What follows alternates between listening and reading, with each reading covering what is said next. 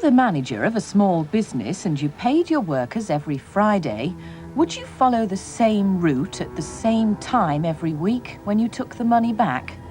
Do you think it's a good idea to stick to a pattern?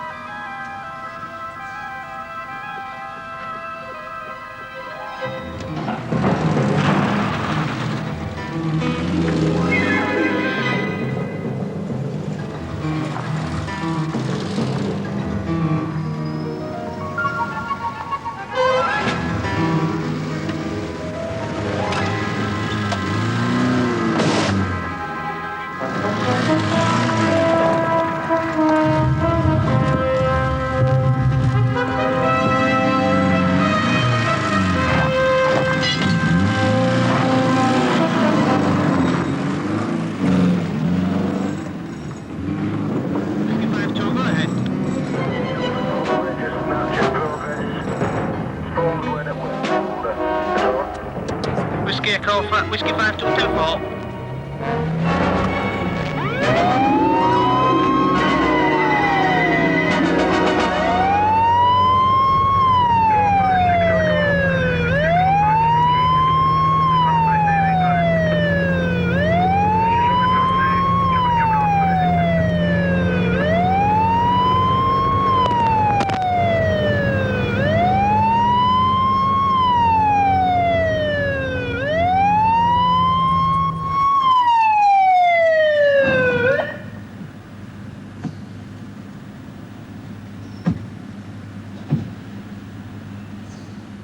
The police can't usually get there in time to stop the criminals getting away.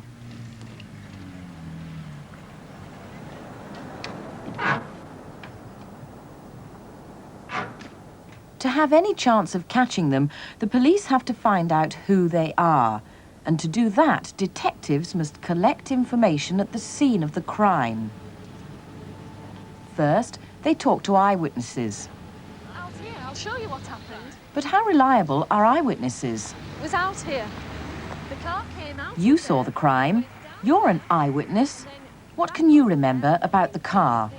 The wall over there.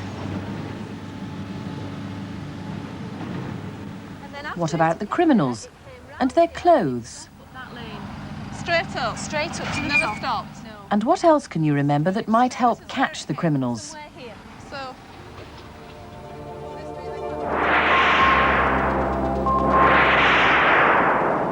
If you watch carefully, you'll see that it's a light green saloon car, registration number VDB 526S. One criminal's wearing grey trousers and a red jumper. The driver's wearing a red jacket, and they both have stocking masks. But it's very hard to be a good witness if you don't have an action replay. So if they can't rely on witnesses, what information can the detectives get?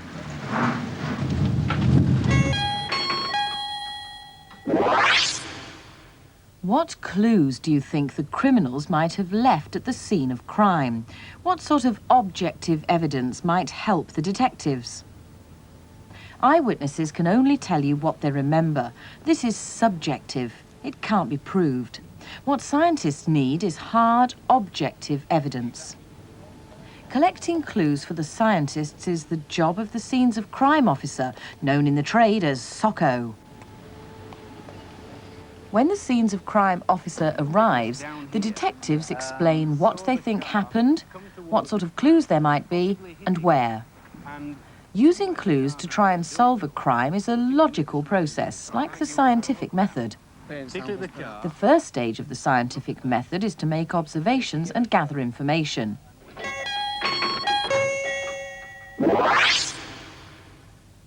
The second stage is to sort it out into patterns and think about what might be important.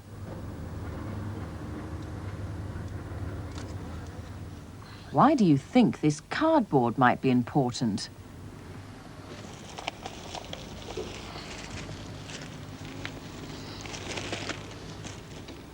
And why is he putting it in a polythene bag?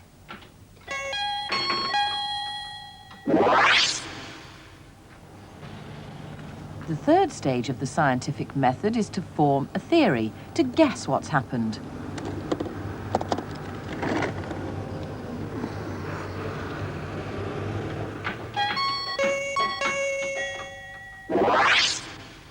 What do you guess he's found here?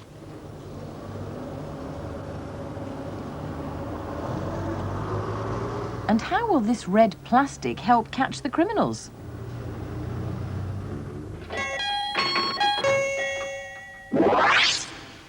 The fourth stage is to test the theory by experiment. Are these bits of paint? An eyewitness said the car bashed into the bricks.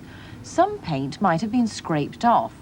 The scenes of crime officer carefully collects a sample, wraps it up, labels it, and sends it off to be tested at the Forensic Science Laboratory.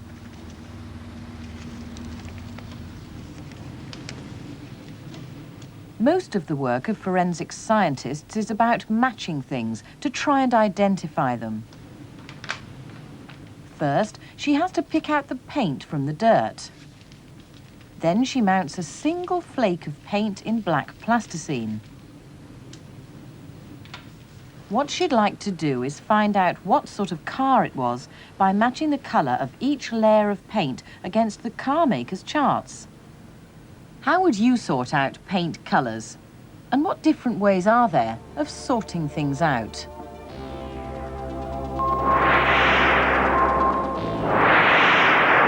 Before you sort anything into groups, you have to decide what groups to use. And boats, ships. Animals. So, get all your animals. Animals. Is that animal or is it a human? That's a human, that's it. Human. Human. What is it? Is that a site? Human. That's a nice sight. Ships. Faces. Ships. Human. Do you think that one is? Ships. Ships, isn't What it? about these? Side. There are lots of different ways of grouping these postcards. You might start by dividing them into two groups, animals and people on the left and places on the right. What smaller groups would you choose?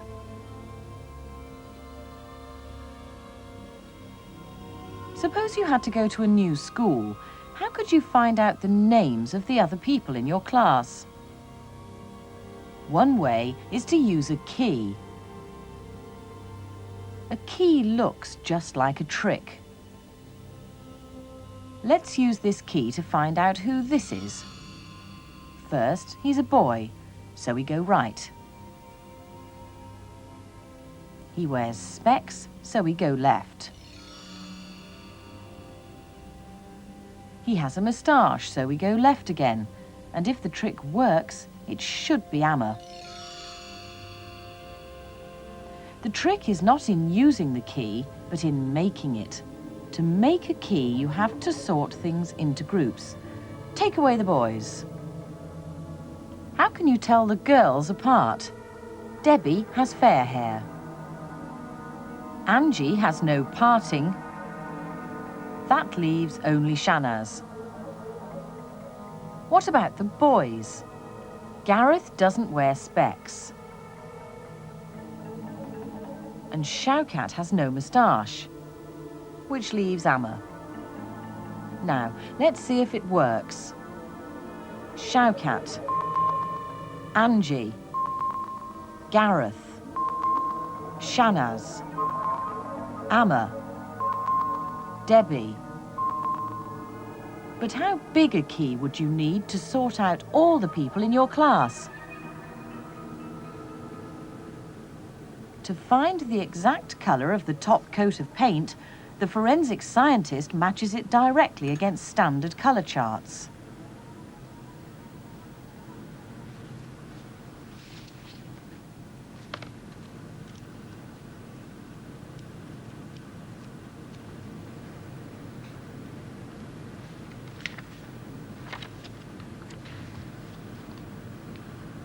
Once they know the exact colour of the car, the police have a better chance of finding it.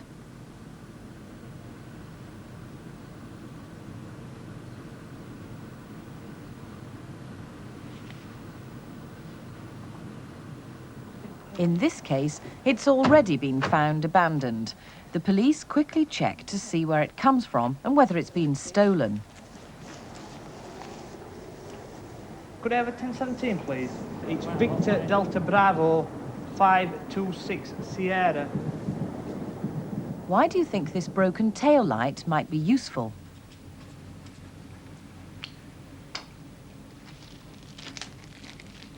Even if they hadn't found the car, the broken pieces picked up at the scene of crime could help track down the make and model.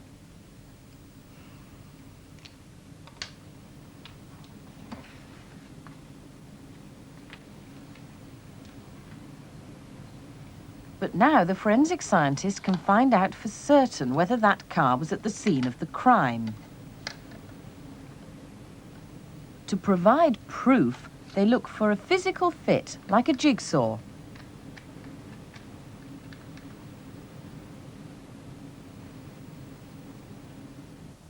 So they know this car was at the scene of crime. What other evidence might they find in it to help catch the criminals?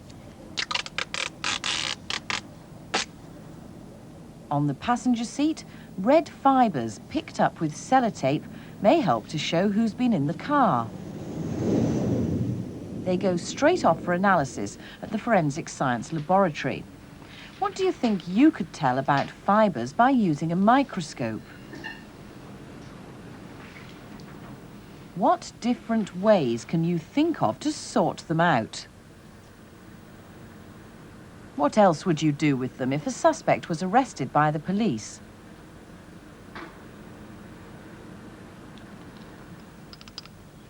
And if you were the scenes of crime officer, are there any other clues you would look for?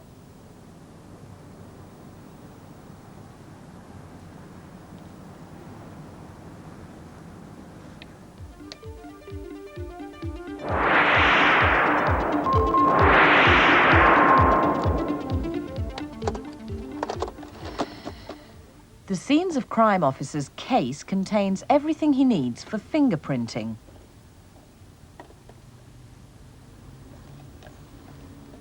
At the scene of crime, where would you look for fingerprints?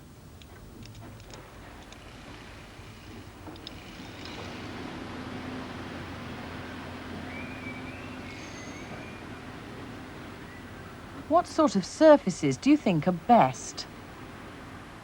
What patterns would you look for? And how would you preserve the prints you found?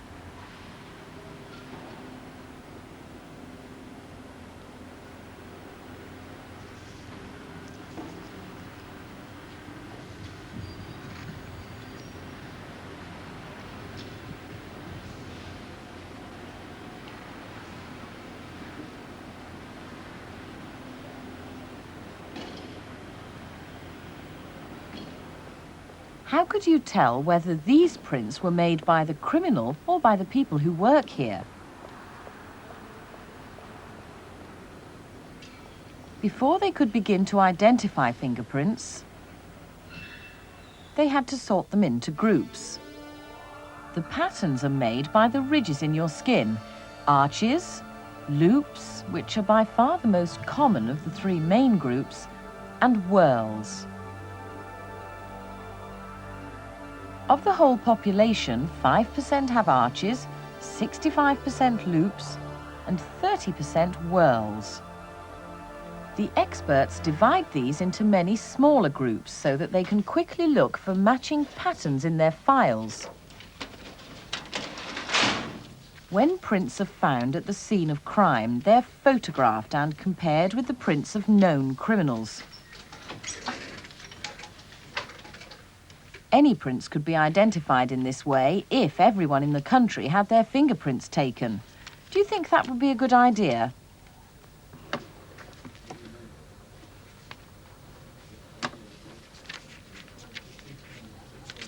What do you think he's looking for?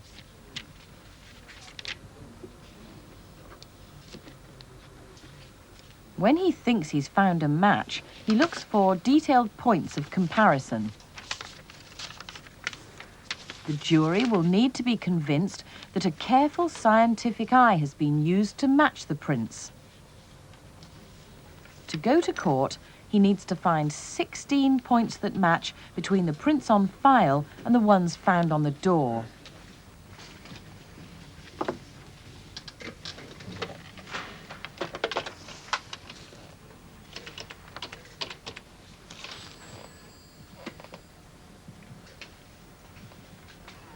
Morning, Fingerprint Department. Got an identification for you.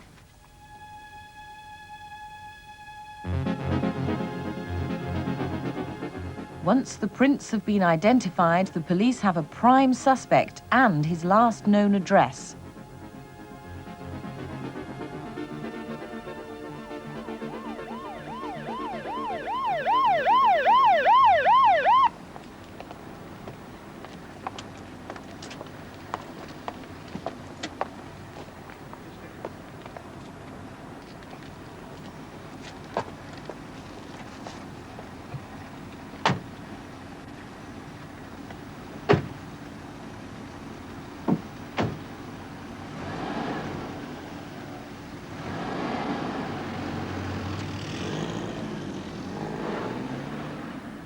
Now the police have a suspect, the scientists can find out whether the fibres from his jumper match those found in the car.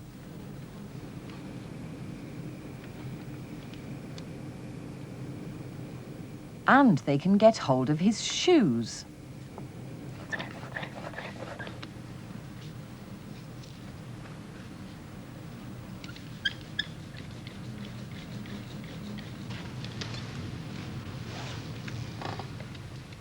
What do you think he's doing this for?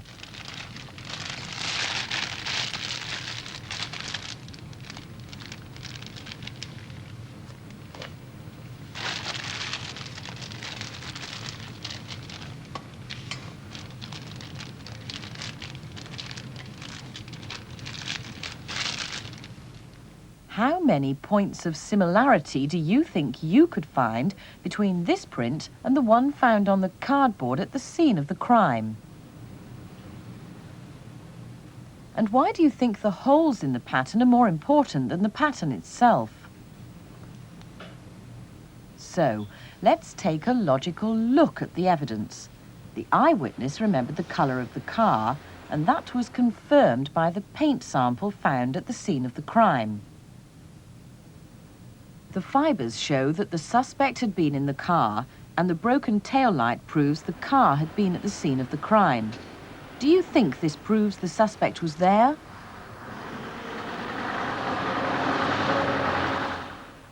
The fingerprint proves he was at the scene of crime, and the exact matching of the footprint confirms it. But suppose he claims he went there on legitimate business? Do you guess that the evidence will be enough to convince a jury that he committed the crime?